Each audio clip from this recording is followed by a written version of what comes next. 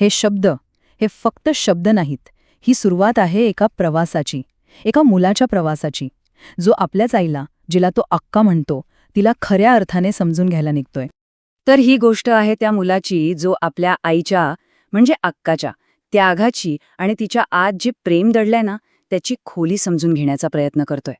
आणि मला खात्री आहे ही गोष्ट ऐकताना कुठेतरी आपल्यालाही आपल्या जवळच्या माणसांच्या अशाच न सांगितलेल्या कथा आठवल्याशिवाय राहणार नाहीत. चला आपण थेट त्या मुलाच्या जगात जाऊया. विचार करा, तो मुलगा 7वीच्या वर्गात पहिला आलाय. त्याच्यासाठी तर हा प्रचंड मोठा दिवस आहे, नाही का? आणि ही गोड बातमी तो आपल्या आईला, अक्काला सांगण्यासाठी इतका उत्सुक आहे की बस.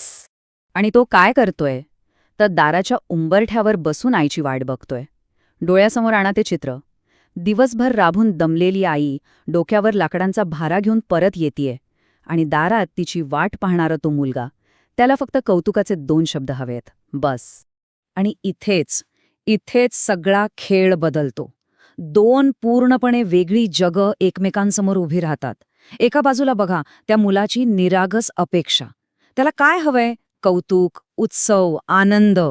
पण दुसऱ्या बाजूला काय आहे? आईचं कठोर वास्तव, म्हणजे थकवा, चिंता आणि जगण्यासाठीचा तो न संपणारा संघर्ष. आणि मग तो उत्साहाने आईला बातमी सांगतो. आणि उत्तर काय मिळतं?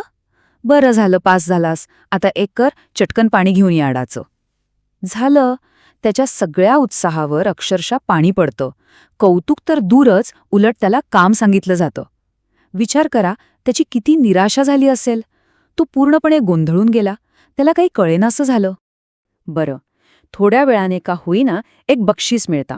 पण तेही कसं? बरणीतली चिमूटभर साखर तोंडात टाक, पण फक्त चिमूटभरच. बाकीची तुझ्या बाबांच्या चहासाठी ठेव. म्हणजे बघा, यशाचा उत्सव साजरा करण्याची ही पद्धतही किती जपून आहे.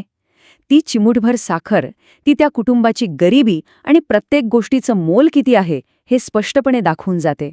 आणि इथूनच खरा प्रवास सुरू होतो, विहिरीपर्यंतचा. पण हा प्रवास फक्त पायांचा नाहीये, हा आहे त्याच्या विचारांचा. डोक्यावर रिकामा हांडा आहे, पण मनात प्रश्नांचं भलं मोठं ओझं आहे. त्याला कुठेतरी जाणवायला लागलंय की तो आपल्या आईला ओळखतच नाहीये. सुरुवातीला मनात फक्त निराशा होती, पण आता त्या निराशेची जागा प्रश्नांनी घ्यायला सुरुवात केली. पहिला प्रश्न, माझ्या यशाने अक्काला आनंद का नाही झाला? ती इतकी शांत का आहे? इतकी उदास का? आणि मग हळूहळू त्याला गोष्टी उलगडायला लागतात.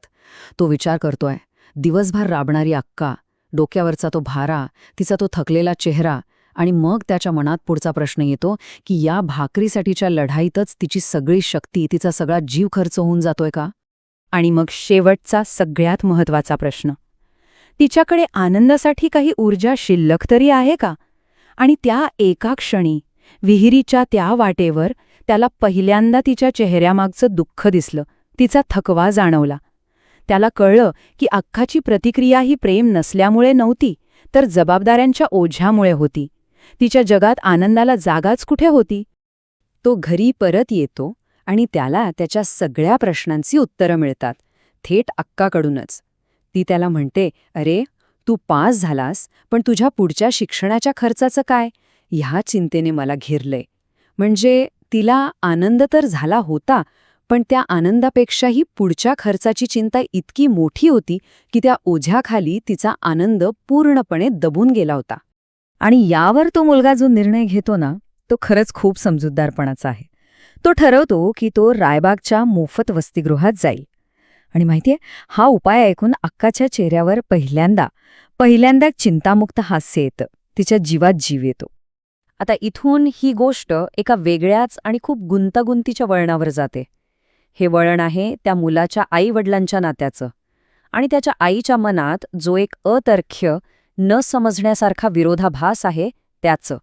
तर त्याचे वडील, ज्यांना तो अण्णा म्हणायचा, ते दारूच्या पूर्णपणे आहारी गेले होते. आणि त्यांच्यामुळेच अक्काचे आयुष्य म्हणजे रोजची मारहाण आणि शिव्या असंच बनून गेलं होतं. आणि आता हा विरोधाभास बघा, तिच्या मनातला गुंता यातून अगदी स्पष्ट दिसतो. आयुष्यभर ज्या माणसाला ती म्हणायची, तू मरत का नाहीस, त्याच माणसाच्या मृत्यूनंतर ती जमिनीवर डोकं आपटून रडत होती. हे सगळं पाहून तो मुलगा अक्षरशः स्तब्ध झाला. आणि रडताना तिच्या तोंडचे शब्द काय होते? वाघासारखा माझा नवरा गेला. हे शब्द ऐकून मुलाला प्रचंड धक्का बसला. इतका त्रास ज्या माणसाने दिला त्याच्याबद्दल इतकं खोल प्रेम तिच्या मनात कसं असू शकतं? त्याला तिच्या मनाचा थांगच लागेना. आणि त्या दिवसानंतर त्या मुलासाठी आई या शब्दाचा अर्थच कायमचा बदलून गेला. त्याला आता फक्त कष्ट करणारी आक्का दिसत नव्हती नाही. त्याला तिच्या आतली एक स्त्री दिसत होती. एक अशी स्त्री जिने स्वतःच्या सगळ्या इच्छा, सगळ्या आकांक्षा, सगळी स्वप्न मुलांच्या भविष्यासाठी जणू काही गहाणच ठेवली होती. तिचं आयुष्य नेमकं होतं तरी कसं? विचार करा. तिचा भूतकाळ तो समाजाने नाकारला. तिचा वर्तमान तो पूर्णपणे मुलांसाठी गहाण ठेवलेला. आणि तिचं भविष्य ते तर तिने फक्त आणि फक्त आपल्या मुलांच्या यशातच पाहिलं होतं. आणि मग त्याला सगळ्यात मोठी गोष्ट आठवली. तिनेच तर त्याचं नाव उत्तम ठेवलं होतं, सर्वश्रेष्ठ. आणि त्याला तेव्हा कळलं की ते फक्त एक नाव नव्हतं. ती तिच्या स्वतःच्या अपुऱ्या राहिलेल्या स्वप्नांची पूर्तता होती. तिने त्याला फक्त नाव नाही दिलं, तर त्याच्या आयुष्याचं एक ध्येय दिलं होतं. काहीही झालं तरी उत्तम बनायचं, कारण तिच्या त्यागाला न्याय देण्याचा तोच एक मार्ग होता. अक्काची ही गोष्ट इथे संपते. पण एक प्रश्न मात्र मागे सोडून जाते.